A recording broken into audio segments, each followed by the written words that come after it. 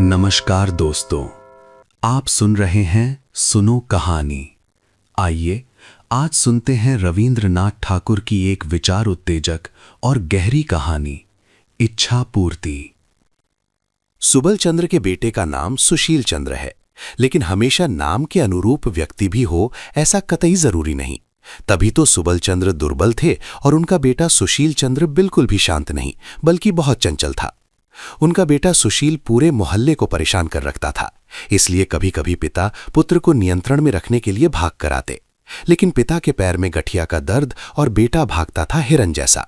नतीजा थप्पड़, लात, मार कुटाई कुछ भी सही जगह पर नहीं पड़ता था। लेकिन सुशील चंद्र जिस दिन पकड़ में आता, उस दिन उसके पिता के हाथों से बचा पाना किसी के सामर्थ्य में नहीं रहता।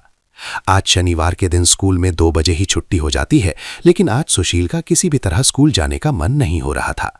इसके बहुत सारे कारण थे।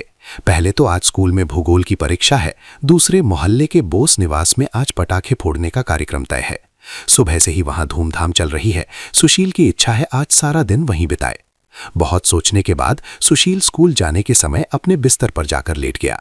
उसके पिता ने आकर पूछा, क्या रे, इस समय बिस्तर पर पड़ा है, आज स्कूल नहीं जाना क्या? सुशील बोला, मेरे पेट में मरोड़ उठ रहे हैं, आज मैं स्कूल नहीं जा पाऊंगा। पिता सुबल उसके झूठ को समझ गए। मन ही मन बोले, रुक, आज तेरा कुछ उपाय करना ही होगा। सुशील से बोले, पेट में मरोड़ उठ रहे हैं, फिर तो आज कहीं जाने की जरूरत नहीं। बोस निवास में पटाखे देखने हरी को अकेले ही भेज देता हूं। तुम यहां चुपचाप पड़े रहो, मैं अभी तुम्हारे लिए पाचक तैयार करके लाता हूं। सुशील के कमरे से निकलकर बाहर सांकल लगा दिया और बहुत कड़वा सा एक पाचक तैयार करने चले गए। सुशील तो अब भारी मुश्किल में पड़ गया। लेमन जूस खाना उसे जितना ही अच्छा लगता था, उतना ही बुरा पाचक खाने में लगता था। उससे तो अब मुसीबत नजर आने लगी थी। उधर बोस निवास जाने के लिए तो कल रात से ही उसका मन छटपटा रहा था, लेकिन सुबल चंद्र जब एक बड़े से कटोरे में कड़वा पाचक लेकर कमरे में आए तो सुशील तुरंत बिस्तर से उतर गया और बोला, मेरा पेट दर्द एकदम ठीक हो गया है, मैं आज स्कूल जाऊंगा। पिता बोले, ना, आज जाने की जरूरत नहीं, तुम पाचक खाकर चुपचाप सोए रहो। ये बोलकर सुबल चंद्र जबरदस्ती सुशील को पाचक खिलाकर बाहर से कमरे में ताला लगाकर चले गए। सुशील बिस्तर पर पड़े रोते होते सारा दिन केवल मन ही मन यही कहता रहा, काश मैं अगर बाबा की जितनी उम्र का होता तो कितना अच्छा होता। जो मेरी इच्छा होती वही करता और कोई मुझे ऐसे कमरे में बंद करके नहीं जा पाता। उसके पिता सुबल चंद्र बाहर अकेले बैठे सोच रहे थे, मेरे माता पिता मुझे बहुत ज्यादा ही प्यार दुलार देते थे, इसीलिए मैं अच्छी तरह पढ़ाई लिखाई कुछ भी नहीं कर पाया। काश यदि फिर से बचपन मिल जाता तो फिर कुछ भी हो जाए, पहले की तरह समय बर्बाद नहीं करके मन लगाकर पढ़ाई करता। इच्छा पूर्ण देव उस समय उनके घर के सामने से जा रहे थे। वो पिता और पुत्र के मन की इच्छा जानकर सोचने लगे, अच्छा, कुछ दिन इन लोगों की इच्छा पूरी करके देखा जाए। ये सोचकर वो पिता से बोले, तुम्हारी इच्छा पूरी होगी, कल होते ही तुम तुम्हारे बेटे की उम्र प्राप्त करोगे। बेटे से जाकर बोले, कल होते ही तुम तुम्हारे पिता के उम्र के हो जाओगे।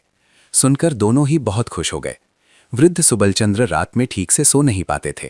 भोर के वक्त थोड़ी नींद आ जाती थी, लेकिन आज पता नहीं क्या हुआ, उन्हें भोर होते ही एकदम कूदकर बिस्तर से नीचे उतर आए। उन्होंने देखा कि वो बहुत छोटे हो गए हैं। उनके दांत जो गिर गए थे सब अपनी जगह पर आ गए हैं, दाढ़ी मूंछ सब गायब। रात में जो धोती और कुर्ता पहनकर सोए थे वो इतना बड़ा हो गया है कि उसकी आस्तीन झूलकर जमीन छू रही थी। कुर्ते का गला छाती तक उठाया है और धोती इतनी बड़ी कि जमीन पर ठीक से पांव रखकर चल भी नहीं पा रहे। हमारे सुशील बाबू रोज उठते ही दुरात्मा की तरह दौड़ते फिरते हैं, लेकिन आज उनकी नींद ही नहीं टूट रही। जब अपने पिता सुबल चंद्र के चिल्लाने की आवाज से उसकी नींद खुली तो देखा उसके पहने हुए कपड़े इस तरह छोटे होकर चिपक गए हैं कि उसके चीथड़े होकर शरीर से अलग हो जाएंगे। पूरा शरीर बढ़ गया है। काले सफेद दाढ़ी मूंछ के कारण आधा चेहरा दिखाई ही नहीं देता। उसके सर पर कितने बाल थे, लेकिन आज हाथ फेर कर देख रहा, सामने से गंजा हो गया, जो कि दिन के उजाले में चमक रहा है। आज सुशील चंद्र कई बार उठने के प्रयास में इस तरफ उस तरफ करते हुए बार बार सो जा रहा है, लेकिन अंत में अपने पिता के इतनी चीख पुकार के मारे उसे उठना ही पड़ा। दोनों के ही मन की इच्छा पूरी हुई, लेकिन बहुत मुश्किलें भी खड़ी हो गईं।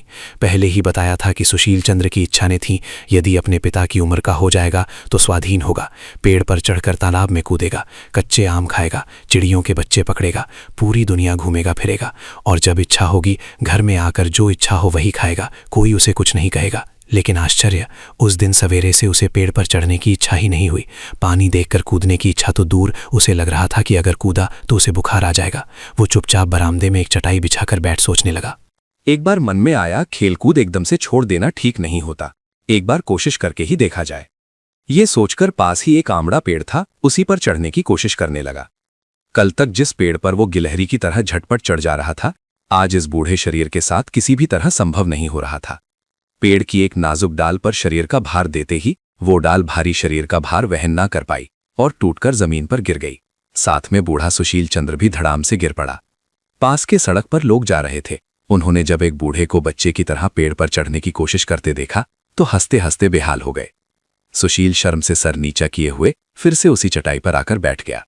नौकर से बोला, सुनो, बाजार से 1 रुपए का लेमन जूस खरीद लाओ। लेमन जूस का सुशील चंद्र को विशेष लोभ था। स्कूल के पास के दुकान में वो रंग बिरंगे लेमन जूस सजाया हुआ देखता। 2-4 पैसे जो भी मिलते उसी से लेमन जूस खाता था। सोचता था जब पिता के जितना बड़ा हो जाएगा तब पॉकेट भर भर कर लेमन जूस खरीदेगा और जी भर कर खाएगा। आज नौकर 1 रुपए में ढेर सारा लेमन जूस खरीद कर ला दिया।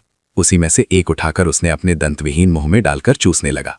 लेकिन बूढ़े मुंह में बच्चों की पसंद का लॉजेंस स्वाद मुताबिक नहीं बल्कि बेस्वाद लग रहा। एक बार सोचा ये सब छोटे हो गए, बाबा को खिलाया जाए, लेकिन दूसरे ही पल सोचा ना, देना ठीक नहीं होगा, ये सब खाकर तबीयत खराब हो जाएगी।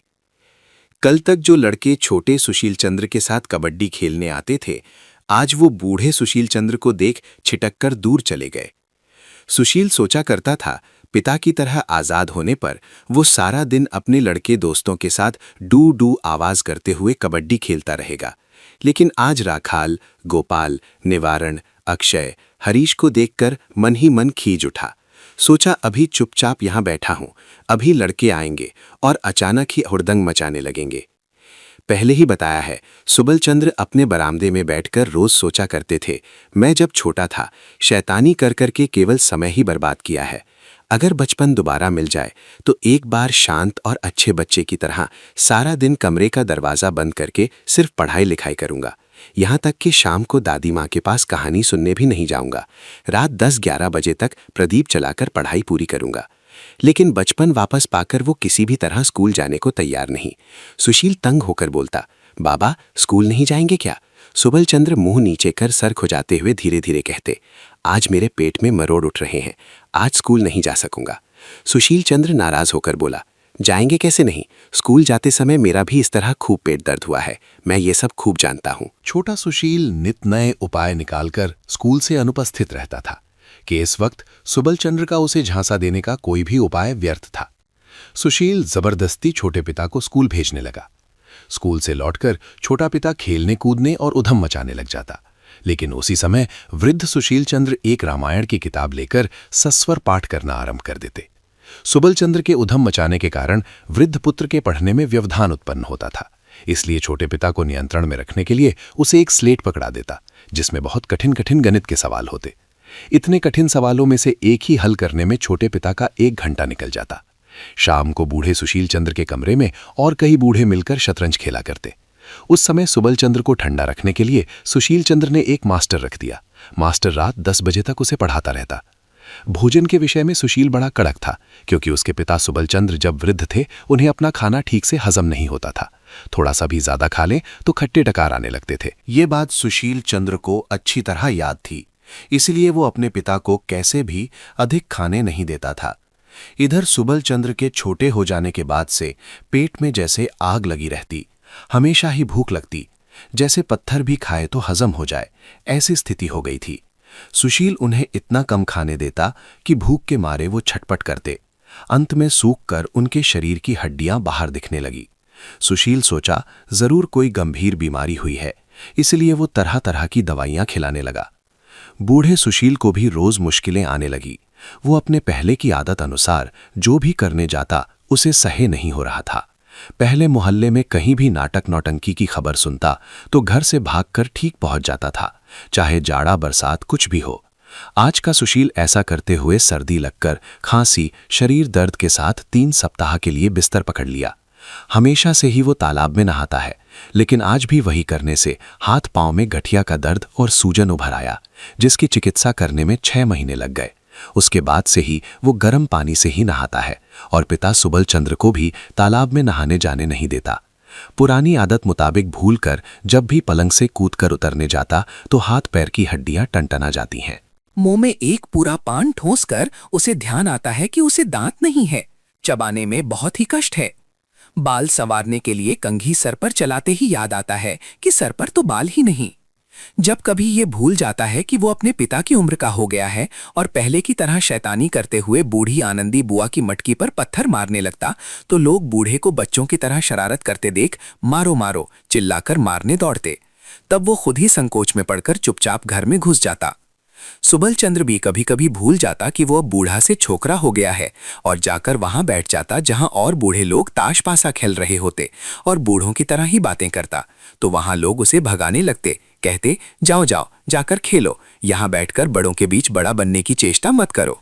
अचानक भूलकर मास्टर से भी बोल पड़ता, जरा तंबाकू दो तो तलब लगी है। सुनकर मास्टर जी उसे एक पांव पर बेंच पर खड़ा कर देते। इसी तरह एक दिन नाई को बोला, कितने दिन हो गए तुम मेरी दाढ़ी बनाने नहीं आया? नाई भी उसकी ओर देखकर जवाब दिया, आऊंगा और 10 साल बीतने दो फिर आऊंगा। फिर कभी कभी आदत मुताबिक जाकर अपने बेटे सुशील को पीटता तो सुशील उनसे कहता, पढ़ाई लिखाई करके यही शिक्षा मिली है, एक रत्ती लड़का और बड़ों पर हाथ उठाना? वैसे आसपास लोग जमा हो जाते और कोई थप्पड़ तो कोई डांट तो कोई समझाने लगता। तब सुबल एक निष्ठ होकर प्रार्थना करने लगता, आहा, अगर मैं अपने बेटे सुशील की तरह बूढ़ा हो जाऊं और आजाद रहूं तो कितना ही अच्छा होगा। इधर सुशील भी मन ही मन हाथ जोड़कर प्रार्थना करता, हे देवता, मुझे मेरे पिता की तरह छोटा कर दो, कितना अच्छा होगा, मैं पहले की तरह ही खेल कूद घूमना फिरना कर सकूंगा।